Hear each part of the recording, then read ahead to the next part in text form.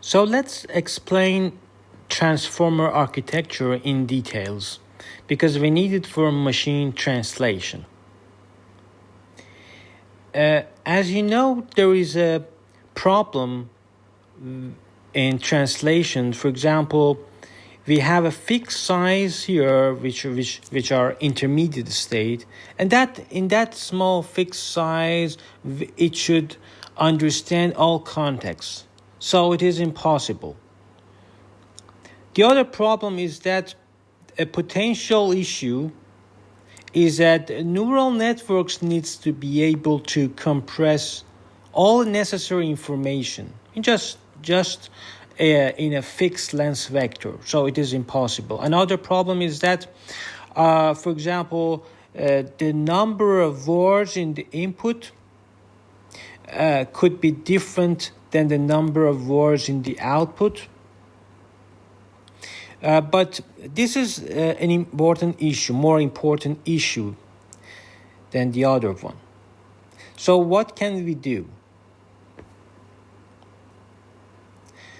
So the intermediate state, it says that remember all the information passed in the input sentence. So it cannot do all at once. So it cannot represent it. That's why we need to do it in a different way. In sequence-to-sequence model, we encode the input sequence to a context vector and then feed this context vector to the decoder to yield expected good output. But if the input sequence becomes long, relying on only one context vector becomes less effective. That's why this article from Yoshio Bengio, this is a great article that not only it does alignment, but also it could do translation. So both of them together. Why do we need to align them? Because, first of all, I should say that for our notation, for our terminology, let's say that little h is just the hidden variables, but s is just the hidden layers for the output, and h is the hidden variables for the input. But S is the hidden variables for the output. Of course, sometimes I use different notation. For example, here you should know little h is for encoder, capital H for the decoder. For capital H, I use S. That article, this article from Bengio uses S. So you should get familiar with these terminologies. Very similar terminologies. So we want to maximize the probability of output given input. And of course, in their article, they didn't talk about, they didn't even use the word attention. But because we want to unify all of these articles, so I explain it like this. So CI is like attention, I say. And for any output at different stages, we have a different context. We need a different context. I said that that's an obstacle, that we put everything in just one context, so we are distributing it through this series. So the most common approach is recurrent neural network, and this article, Bengio article, is using recurrent neural networks. But nowadays we don't use it. We can use transformer architecture because it's very simple and it is much more scalable, I believe so. And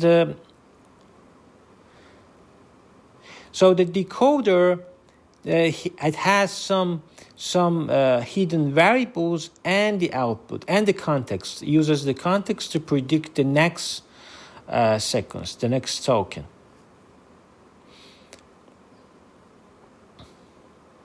And now we want to align them because the number of the hidden layers, the hidden variables for the input could be even the size of that could be different than the hidden variables for the output. So we want to bring both of them to another space of equal size and use and align them. Another way, which is used in this article, is just saying that we have a linear combination of these HIs. By the way, if in the attention attention article that I will explain, HJ corresponds to the value. But in this article, they even don't talk about attention, value, keys, queries. They don't talk about it. But you can relate it. You see, everything is equal. There is nothing new. And CI, so the EIJ, so we say that the sequence of annotations H1, HT to encode the maps. And at the end of the day, we have this CI. We need this context. That's another way, another word for saying context or generalized context, we say attention. So attention is just a generalized context. It's not mysterious. Yes, attention is just the context.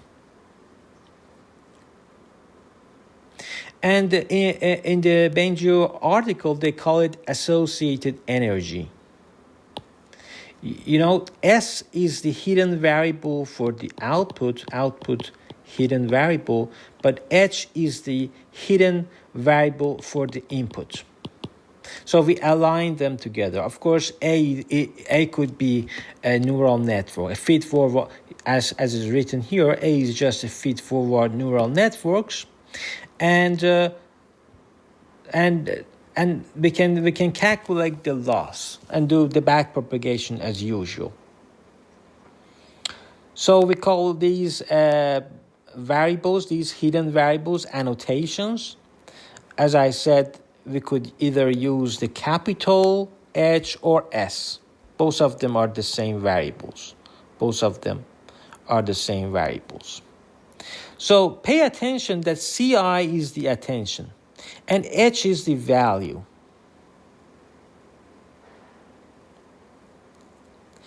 So it's just the linear combinations of value. Let's write it. Linear. Remember that your context or attention is just linear combination of values. And in the attention article, attention all you need, you will see this in the same way. So this relation, you will see it in a much better framework. In this framework, so attention is just this: linear combinations of values. These are values, and so hidden states of decoder, hidden states of encoder, and we align it. So EIJ, I's input and J's output. So instead of doing this, we could, because it takes you have encoder sequence has length m and decoder sequence has length n. So overall mn times. You should do it mn times, which is huge. So this is the disadvantage or one of the cons of this article. But you could do it more smartly. You could bring both of them, because they are in different spaces, different dimension. Just bring them in a space that their dimension is the same. Then you can easily use a dot product between them. So you see this article written by Benjo, this one, is very similar to attention is all you need, as you will see here. So to give you an example, for example, when I say studied for the queries studied, a good key with high probability is, which is really high, 80%, is mathematics. So studied is really related to mathematics. So this is a matrix of queries, Q, and keys. And for each, so you just multiply your inputs. This is input to the weight matrix of query, weight matrix for key, weight matrix for value, to get query, keys, and value. And it's just a linear, as I said, context, generalized context is linear combination of values. This is linear combination. This is those alpha I, if you remember, alpha ij. And value V is here. Value is those hidden variables of the input. For example, the query studied, their angle is very small, almost zero. So that's why it's around 80%. So you calculate Q times keys. So these are linear combinations of your values. So the output, which is this one, is attention. So attention is just this. Of course, finally, you need a softmax because the architecture is like this. Because after all, finally, you need a projection to say which word has highest probability in a sequence. So you have some inputs, some outputs. For example, your output could be a German translation. And let's come back to that slide again. So we were here. So we understood this. And then this is the graphical representation that I found in a beautiful blog. Very beautiful graphics. So Q times keys, and then those alpha i's, and then those linear combinations of values.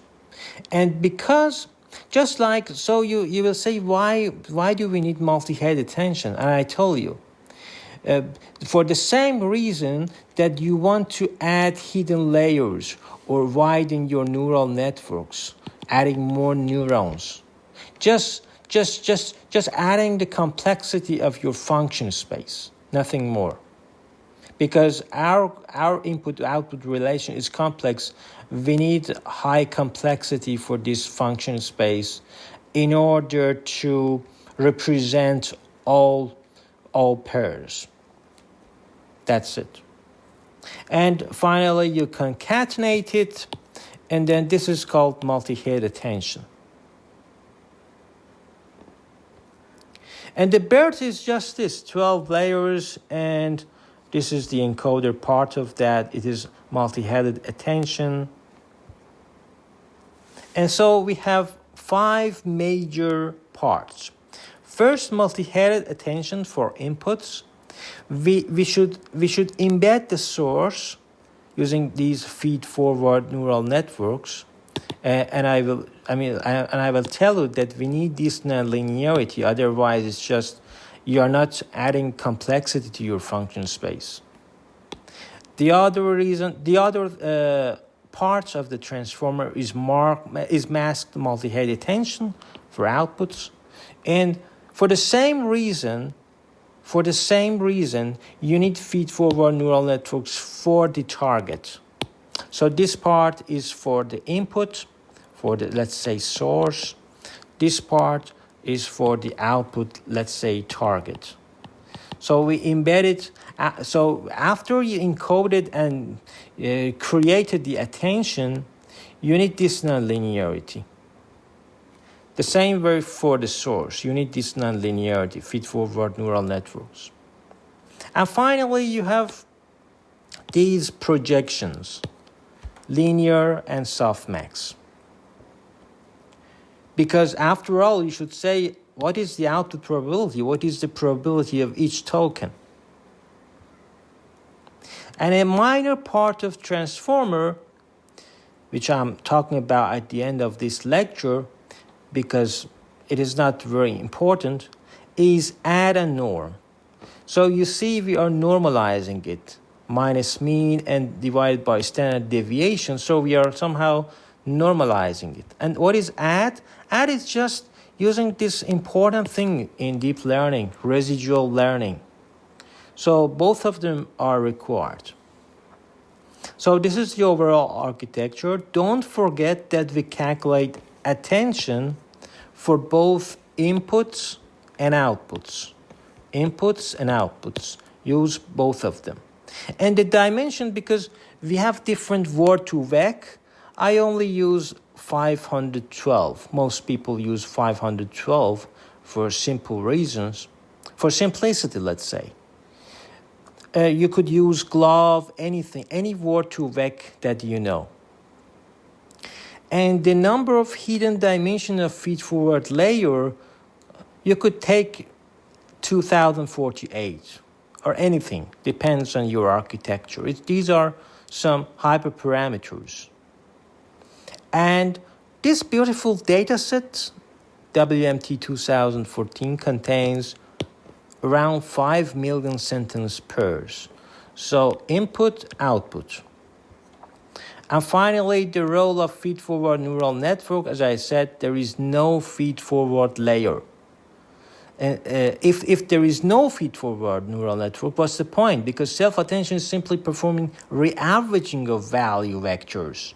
So in order to make more complexity,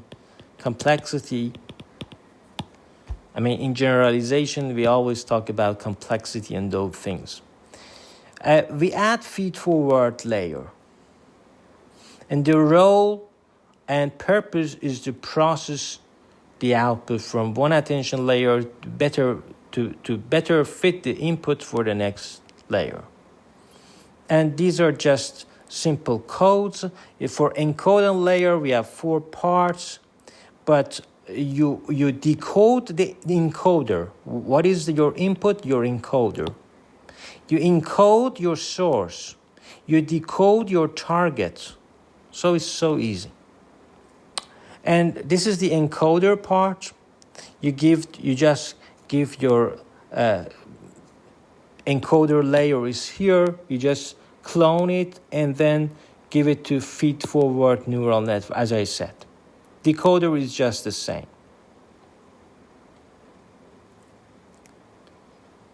And finally, we have generator. As I said, these layers, we need to see what is the probability of each token. So we need those, we call it generator in this, in the code. So I will provide the codes in my GitHub, so no problem.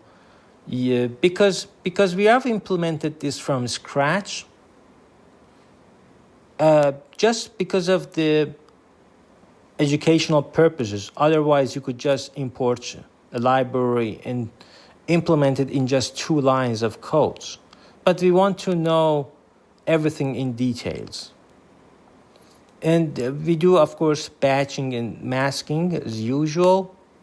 And this function, in this function, we have a loss because we run each epoch, and the loss is just the KL divergence. And the generator, as I said, is just those softmax at the end of the decoder layer. And this is the translation. And a mathematical theory is not to be considered complete until you have made it so clear that you can explain it to the first man who you meet on the street, David Hilbert. It's the same as the quote of Einstein. If you can't explain it to a 6 years old child, you have not understood it. So it's almost the same as the quote of Einstein. So I explained these translation model, this transformer architecture, because we need it for speech recognition, speech to text, text to speech, everything. any sequence-to-sequence model. We need it. You know, in computational neuroscience, you have very different domains. So we have to map sequence to sequences. And I like it. I also like to apply continual learning. In my future article, I will write about using continual learning for transformer in order to have better generalization and also better scalability.